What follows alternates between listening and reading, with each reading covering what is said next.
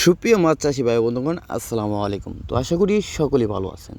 তো আজকে আপনাদের মাঝে আলোচনা করব কিভাবে আপনারা গুলশা মাছ চাষ করবেন এবং কি আপনারা গুলশা মাছ কেন চাষ করবেন এবং কি গুলশা মাছ চাষ করে আপনারা কি অন্য অন্য মাছের থেকে বেশি টাকা আয় করতে পারবেন, সেই বিষয় নিয়ে আজকে আপনাদের মাঝে আলোচনা করা হবে। তো আপনারা সম্পূর্ণ ভিডিওটা দেখেন।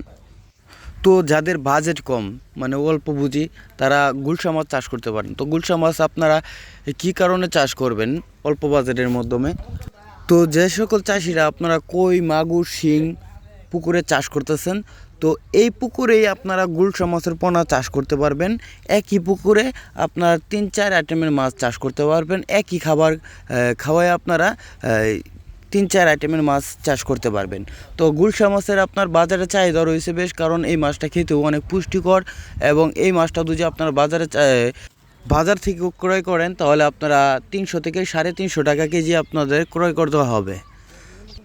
এবং আপনারা যদি মিশ্র পদ্ধতিতে চাষ করেন তাহলে আপনাদের প্রতি শতকে 400 থেকে 500 পিস পোনা মজুত করতে হবে। আর যদি আপনারা কেউ একক চাষ করতে চান তাহলে আপনারা প্রতি শতকে 800 থেকে 1000 পিস মাছের পোনা চাষ করতে পারবেন।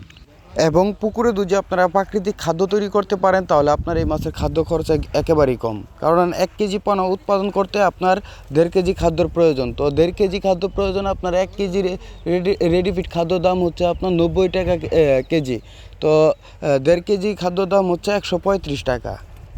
তো আপনারা 1.5 কেজি খাদ্য খাওয়াই 1 কেজি পোনা উৎপাদন করতেছেন। 1 কেজি পোনা যদি আপনারা বাজারে বিক্রি করতে চান তাহলে আপনার 350 থেকে 400 টাকা কেজি বিক্রি করতে পারতেছেন।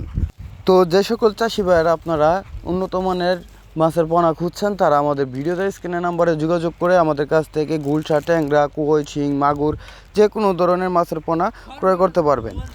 তো যারা আপনারা এসে মাছের পোনা দেখে শুনে নিতে চান তারা আমাদের নাম্বারে যোগাযোগ করে আমাদের প্রতিষ্ঠান থেকে এসে মাছের পোনা ক্রয় করতে পারেন।